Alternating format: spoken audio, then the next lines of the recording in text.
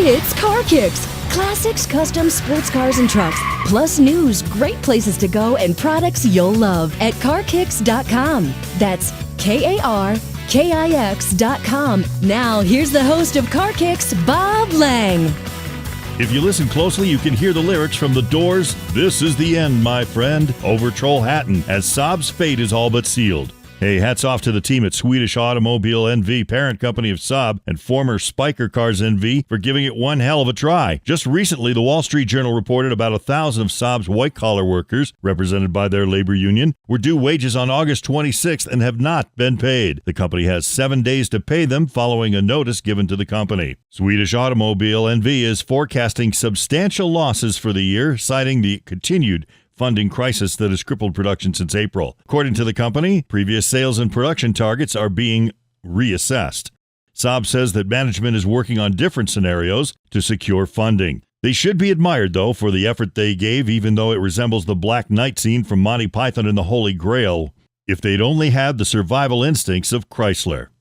And speaking of Chrysler Group, they're tired of all the whining from the press, I guess, or just keeping up with the Joneses. But they've announced a new 8-speed automatic transmission that'll debut in the 2012 Chrysler 300 and Dodge Charger V6 editions. The new transmission will be mated to the newish 3.6-liter V6 Pentastar engine introduced last year. It will likely be used in both rear-wheel and all-wheel drive versions. Chrysler skipped ahead in the "mine's got more speeds than yours" game by licensing the tranny from ZF. It'll be offered on selected models of the 300 and Charger and will provide a 4-mile-per-gallon increase in highway fuel economy, bringing the Chrysler 300 and Dodge Charger to an EPA-rated 31 mpg highway. Initially, the transmissions will be imported, but eventually will be built in the Kokomo transmission plant.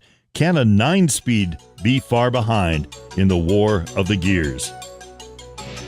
Don't go away. We're going to go behind the scenes at a big classic car event as KarKix's Mark Roman interviews Steve Mangnate from the Speed Channel at the Barrett-Jackson 40th anniversary party held earlier this year.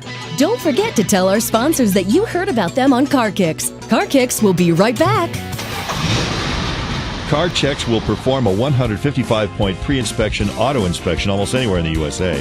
They have detailed auto inspection reports that include the condition of the body and paint, dents, scratches, rust, tires, wheels, glass, interior, missing parts, oil leaks, electrical items, and the drivetrain's performance. If you're going to buy a car, you want to get it inspected. It's the KarKix Car Checks. Say it 5 times fast, but check it out today at KarKix.com.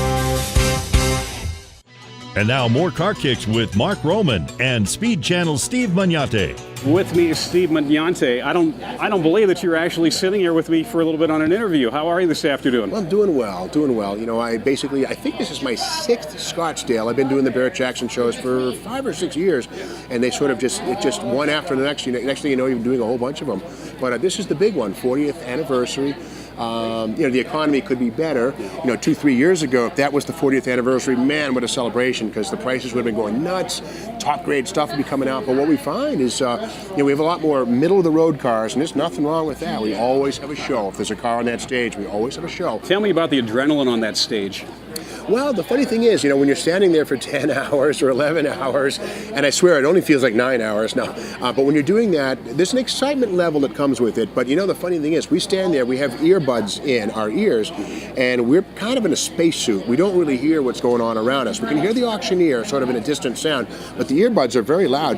And what they do is we get on the left-hand ear, you get programming direction from the program director who says, okay, guys, we're going to go to a break in 10 minutes or whatever it might be. On the right earbud, you hear the show going on. So when the other guys or you speak, you hear that in your right ear. So you're sort of in your own little world. Yeah. So with that said, there's adrenaline and excitement, but you're kind of immune to the energy that otherwise might make you really nervous. So you don't get nervous. It's weird, you just do your thing.